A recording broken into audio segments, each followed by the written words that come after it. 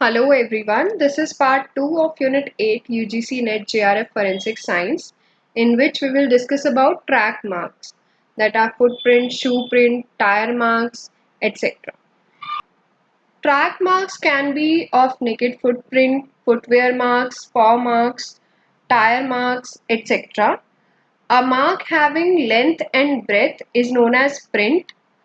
A mark having length, breadth and height is known as an impression. So print is 2D and impression will be 3D. The parameters that are considered in footprints are the dimension of the stride or the step, footprint's location, its size and shape, angulation, interspace, the space between two footprints, deepness, outer margins, creases in the heel part.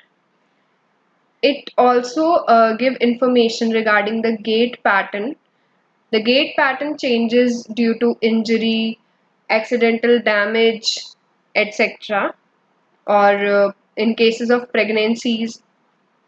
The footprint pattern would tell us about the length of the leg, the height of the individual, and interrelated movement of foot, ankle, leg, and the body that are individual characteristics of a person. So there are 26 bones, 33 joints, and more than 100 muscles, tendons, and ligaments, which are present in each foot. The various types of footprints are visible and latent, and the marks present on them are phalange marks, which are due to the toes of the foot, crease marks, mostly present in the center surface. These are caused by the skin folds, and the flat foot person will have more crease marks as compared to the normal ones. Flat foot means this when the center part of the foot will touch the ground. So flat foot or pes planus or fallen. Pits, corns or deformities or crack marks are mainly in the individual who have the habit of walking barefoot. So their foot surface will form pit, corns, etc. Footprint collection. On snow, they are casted by sulfur. It can also be done by electrostatic method. Common salt is used for hastening the setting of POP or rapid setting of plaster of Paris for footprint casting. Borax is used for retarding the POP cast for footprints to slower it down. Footprint examination. So three common methods are there for barefoot footprint examination. First is gun method, in which a specific points of foot are connected with one another. Say suppose we have a crack on the heel portion. So we should have the same in the sample and the suspected one. It is done by using a series of measured lines. Optical center method, in which a point is identified based on the concentric circles which are drawn around it. Overlay method, in which the outline of an unidentified footprint is drawn and positioned over an unknown footprint and features are compared. The features can be crease lines, shape, position of toes, etc. The identification characteristics of footprints are the dimensions, the general shape. It can be normal, flat, club-shaped, bow-shaped, broken bridge or abnormal. The pattern, the ridge pattern, margins. Though the heel may be oval or round, the outer margin may be straight, it may be bulging outwards or inwards. The toe marks, long or short toes, missing toes, extra toe. etc. The spaces between toes, the size of the toes, all these things. Crease, phalanges, cut marks, etc. Their size, their position, their shape, all these are used for the identification of the individualization of a footprint. Now the shoe prints, two types of markings are there, primary and secondary. Primary will tell us about the maker of the shoe or its sole, and secondary markings are due to wear and tear, and these help in the individualization of the print. Shoe prints can be outer impressions, the impression when our thing is interacted with the footwear such as floor, doormat, carpet, etc. Inner impression or imprints are the prints inside the shoe, the footprint inside the shoe. Other evidences that can be found in the shoe prints are trace evidences such as body hair, body fluid, skin tags, etc. Now, tire marks. So, Department of Transportation or DOT number is useful for the identification of tire. It possesses a specific number, tire brand and style on both the sides of the tire. Green tire is during the manufacturing of tire, the thick layer of rubber without the design on it. It is known as green tire. Types of tire marks: normal tire marks, flat tire marks. Flat tire marks shows flopping on side to side and up and down resulting flap because of loss of inflation pressure. So it would be a little zigzag type. Overload tire marks have narrow dark lines at the outer edges. Skid marks are formed when sudden brake is applied.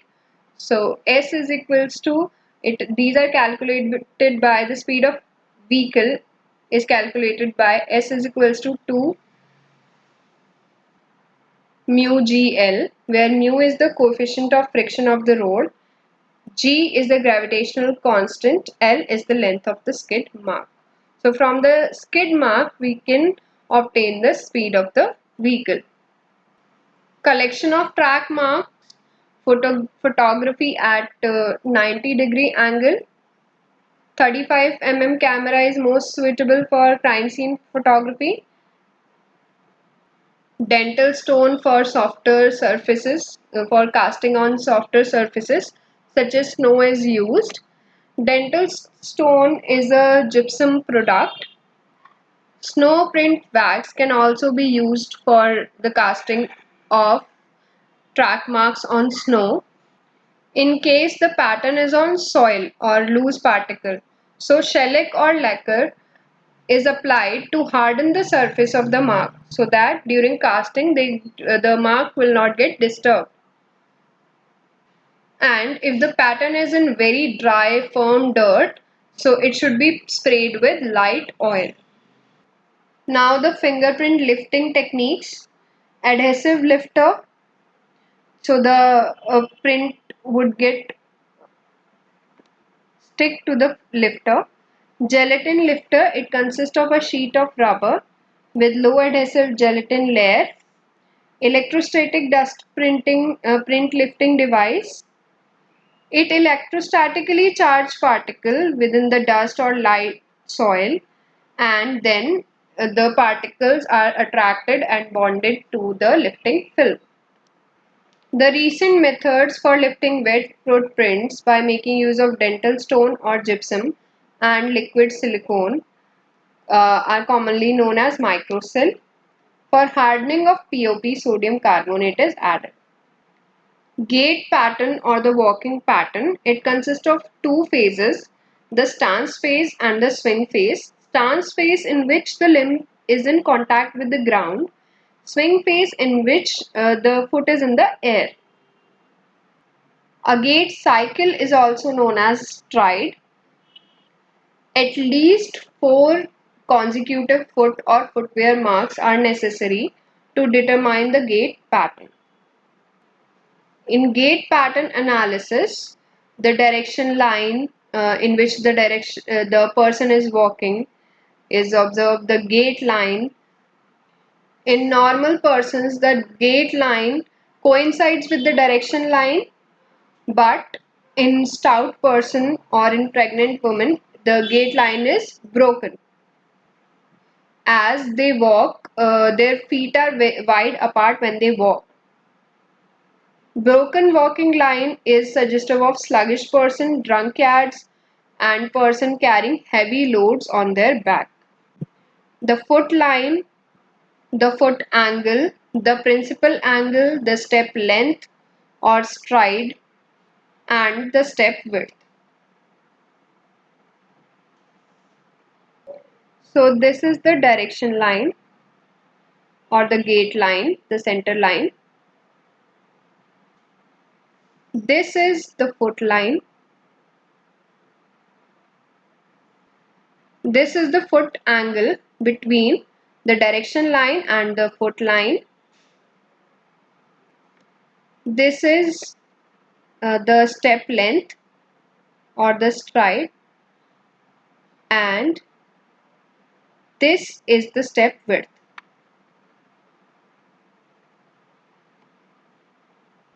So what can we observe from the gait pattern analysis? We can estimate the age of the person, as a young person may show twisting action of toes and the ball of foot, whereas the older person drag their toes during walking, and their step length is shorter as compared to the younger ones. Gender: step length of an adult woman is approx 25 to 28 inches, whereas the step length of a man is more. Height of a person: generally a longer footprint, for example 10 to 12 inches with a step length exceeding 30 inches, may suggest that the person is around 5'10" to 6 feet in height. A shorter person will have a footprint of 6 to 8 inches approximately. So how do we calculate height from the footprint? So the footprint is 15% of a person's height. In males, it is 15.346%. In women, it is 14.926%. So the foot length is divided by as per the gender. If in case of male, it will get divided by 15,346, 0.15346, and we will get the height in centimeter. For women, the foot length would be divided by 0.149926, and we will get the uh, height. So these are the various observations that we can make using gait pattern, or if we get a footprint. So thank you for watching. Stay tuned for more such videos.